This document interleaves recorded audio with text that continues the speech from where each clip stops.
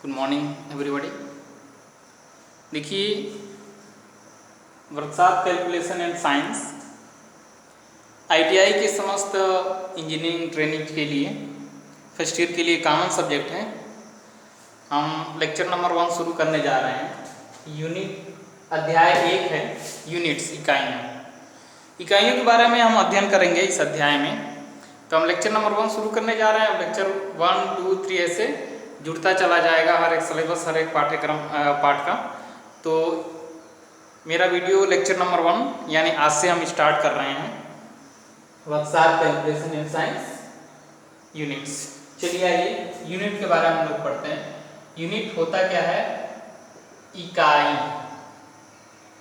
ठीक है, देखिए यह बहुत ही इम्पोर्टेंट चैप्टर है, टॉपिक्स भी बहुत इम्पोर्टेंट है, क्योंकि यहाँ से हम लोग जब इकाई हम लोग पढ़ लेंगे तो आगे विभिन्न भौतिक राशियों के मानक के लिए मात्रक का प्रयोग करेंगे हम लोग। जैसे लंबाई का मीटर, द्रव्यमान का किलोग्राम, समय का सेकेंड, तो ये सब क्या है? इकाई हैं, मात्रक हैं।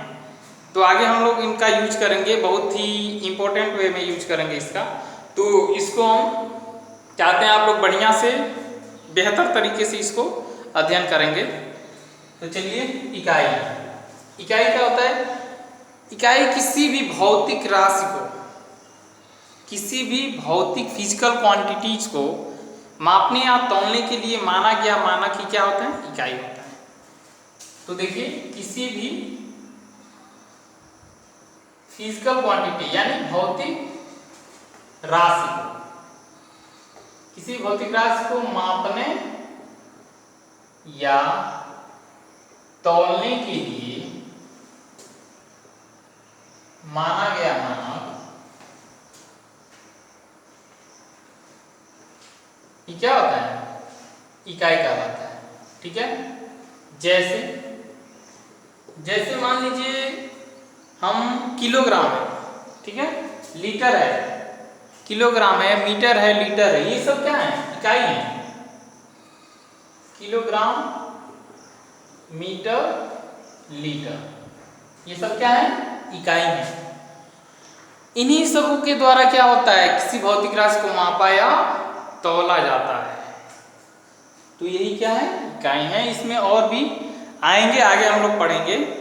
जैसे में हम लोग लिख दिया है किलोग्राम, मीटर और लीटर। ठीक है, ऐसे इकाइयों की आवश्यकता, इकाइयों की आवश्यकता, इकाइयों की आवश्यकता क्यों पड़ती है? क्योंकि हम पहले ही हम लोग लिख दिए कि यूनिट इकाई किसी भी भौतिक राशि को मापने या तौलने के लिए माना गया मानक ही क्या होता है? इकाई। कहने का मतलब आवश्यकता भी तो हम इसीलिए है ना, किसी भौतिक राशि को मापें, तौलें, यही तो हमारी आवश्यकता है। तो इकाइयों की आवश्यकता क्या है? देखिए, विश्व भर में, अपने देश भारत में ही नहीं, अन्य देशों में भी, जापान, ब्रिटेन, जर्मनी, तमाम देशों में एक मानक तय किया गया है। उसी मानक के आधार पर ही क्या होता है? किसी राशि को तौला जाता है, मापा जाता है। तो आवश्यकता क्या है?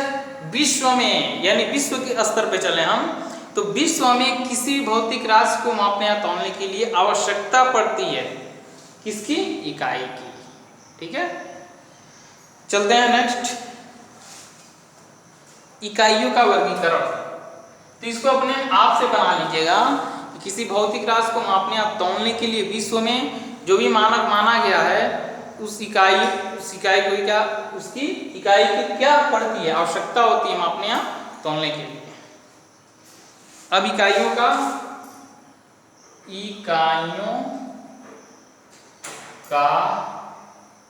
वर्गीकरण, it's means classification of units, इकाइयों का वर्गीकरण। तो चलिए हम लोग इकाइयों के वर्गीकरण में चलते हैं। देखिए, ये समझिए कि ये निम्नलिखित 2 प्रकार की होती हैं। ठीक है, कितने प्रकार की होती हैं? 2 प्रकार की होती हैं। एक तो मूलभूत इकाई, ठीक है, क्या होती है? एक मूलभूत इकाई। तो मूलभूत इकाई क्या होती है? मूलभूत जो मूल मात्रक से प्राप्त होती है, ठीक है। मूल राशियां होती हैं, मूल राशियों की इकाई क्या होती है? मूलभूत इकाई होती है, ठीक है। मूल राशि जैसे लंबाई हो गया, द्रव्यमान हो गया, समय हो गया। तो लिखिए मूल राशियों से प्राप्त इकाई क्या होती है? मूलभूत इकाई। मूलभूत इकाई एग्जाम्पल किलोग्राम,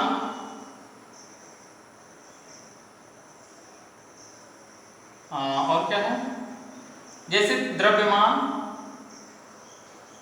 लंबाई और समय, ये क्या है? मूल राशियां हैं। अब इनके द्वारा जो इकाई होगी वो क्या होगी? जैसे द्रव्यमान का इकाई किलोग्राम, लंबाई का मीटर, समय का सेकेंड। तो ये क्या हो जाएंगे? ये मूल मात्रक होंगे और यही क्या होती है? फंडामेंटल यूनिट्स, मूलभूत इकाई, ठीक है। दूसरा अब देखिए क्या होता है क्लासिफिकेशन ऑफ यूनिट्स में। पहला तो हम पढ़ लिए मूलभूत इकाई। दूसरा क्या होता है? देखिए दूसरा होता है व्युत्पन्न इकाई, यानी उसको उत्पन्न किया जाता है, व्युत्पन्न ड्राइव किया जाता है। वो क्या होता है? ड्राइव्ड यूनिट, व्युत्पन्न इकाई। तो व्युत्पन्न इकाई में क्या होता है? जब दो या दो से अधिक मूलभूत इकाई हो, ठीक है, दो या दो से अधिक मूलभूत इकाइयों से बना इकाई क्या होता है? ड्राइव यूनिट, इट्स मीन्स व्युत्पन्न इकाई। चलिए व्युत्पन्न इकाई इन्हीं राशियों के द्वारा, इन्हीं राशियों से बनता है, इन्हीं इकाइयों से बनता है, मूलभूत इकाइयों से ही प्राप्त होता है, लेकिन दो या दो से अधिक रहते हैं उसमें। अगर यही किलोग्राम है, 2 किलोग्राम हो गया, जैसे kilogram into kilogram, kilogram square हो गया, या metre into metre, metre square हो गया, या सेकेंड इंटू सेकेंड स्क्वायर हो गया, तो वो क्या होते हैं? डिराइव्ड यूनिट्स होते हैं, व्युत्पन्न इकाई, यानी दो या दो से अधिक मिलकर बने होते हैं मूलभूत इकाइयों से डिराइव्ड। तो दो या दो से अधिक मूलभूत इकाइयों से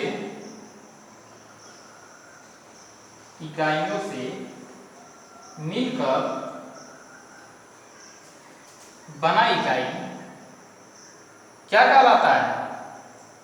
व्युत्पन्न इकाई कहलाता है। सच लाइक दैट एग्जाम्पल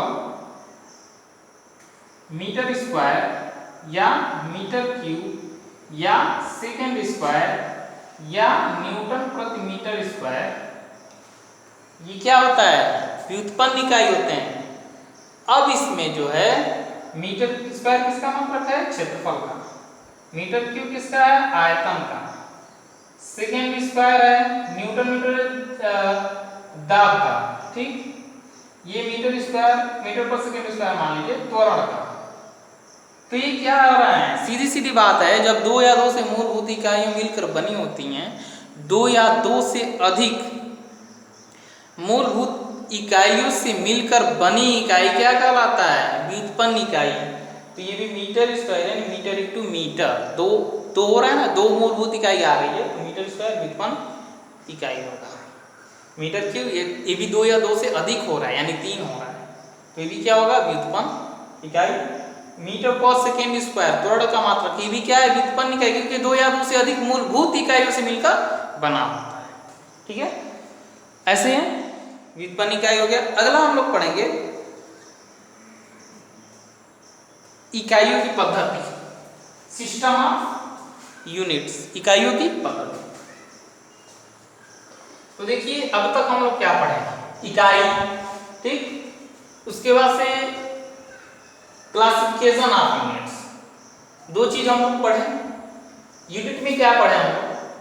किसी भौतिक राशि को मापने या तौलने के लिए जो पद्धत प्रयोग में, जो मानक प्रयोग में लाया जाता है, वही क्या होता है? इकाई होता है। और क्लासिफिकेशन ऑफ यूनिट्स, यूनिट्स वर्गीकरण में क्या होता है? दो तरह के होते हैं, एक फंडामेंटल यूनिट और दूसरा ड्राइव यूनिट। इट्स मीन व्युत्पन्न मात्रक, इकाई। ठीक है, तो इसमें हम लोग पढ़े। अब अगला हम लोग पढ़ेंगे इकाइयों की पद्धति। इकाइयों की पद्धति, it's means system of units, यानी इकाइयों की सिस्टम क्या होती है, यानी कैसे उसको, क्या क्या सिस्टम है उसमें। तो देखिए, इसमें एक होता है एमकेएस, दूसरा सीजीएस, तीसरा एफपीएस और चौथा एसआई सिस्टम। ठीक है, देखिए इसको ध्यान से देखिएगा। एमकेएस, एम क्या होता है? मीटर। क्या होता है? मीटर। के किलोग्राम, के किलोग्राम। S second. ठीक है, तो मीटर जो होता है लंबाई का मात्रक होता है, किलोग्राम क्या होता है? द्रव्यमान का मात्रक होता है, सेकेंड क्या होता है? समय का मात्रक होता है। ठीक है, एमकेएस। ऐसे सीजीएस में ये देखिए, लंबाई का मात्रक एमकेएस में मीटर, सीजीएस में सेंटीमीटर, एफपीएस में फुट।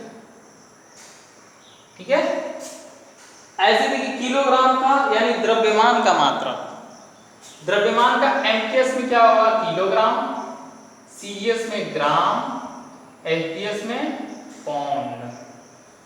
अब देखिए सेकेंड, समय का, समय का देखिए मात्रक होता है एमकेएस में भी सेकेंड, सीजीएस में भी सेकेंड और एफपीएस में भी सेकेंड। ठीक है, तो ये क्या चीज है? System of units.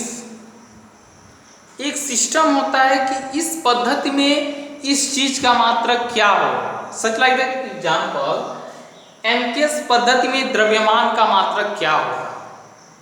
तो एमकेएस पद्धति में द्रव्यमान का मात्रक क्या होगा? किलोग्राम होगा। ठीक है, अब हम पूछते हैं सीजीएस पद्धति में द्रव्यमान का मात्रक, तो सीजीएस सिस्टम में द्रव्यमान का मात्रक ग्राम होगा। अब हम पूछते हैं एफपीएस पद्धति में द्रव्यमान का मात्रक, तो पाउंड होगा। तो ये सिस्टम बनाया गया है, पद्धति बनाई गई है, इसके अनुसार हम अलग अलग माप करते हैं या तौलते हैं। ऐसे लंबाई का एमकेएस में मीटर, सीजीएस में सेंटीमीटर, एफपीएस में फुट। ठीक है, ये लंबाई का है। ये द्रव्यमान का एमकेएस में किलोग्राम, सीजीएस में ग्राम, एफपीएस में पाउंड। अब समय का, समय का तीनों सिस्टम में सेकेंड। ठीक है, एमकेएस में भी सेकेंड, सीजीएस में भी सेकेंड और एफपीएस में भी सेकेंड। अब आ गया एसआई सिस्टम। ये देखिए इंटरनेशनल सिस्टम होता है। इंटरनेशनल सिस्टम, इसमें क्या होता है? 9, इसमें 7 मूल इकाइयां होती हैं। ठीक है, कितनी होती हैं? 7 मूल इकाइयां। अभी तक हम लोग पढ़े यूनिट। ठीक, उसके बाद से हम लोग क्या पढ़े? Classification of unit. यूनिट की आवश्यकता क्या है उसके बारे में हम लोग पढ़े। इसके बाद से सिस्टम ऑफ यूनिट्स, यानी यूनिट की पद्धति क्या है, इकाइयों की पद्धति क्या क्या है, एमकेएस, सीजीएस, एफपीएस और एसआई।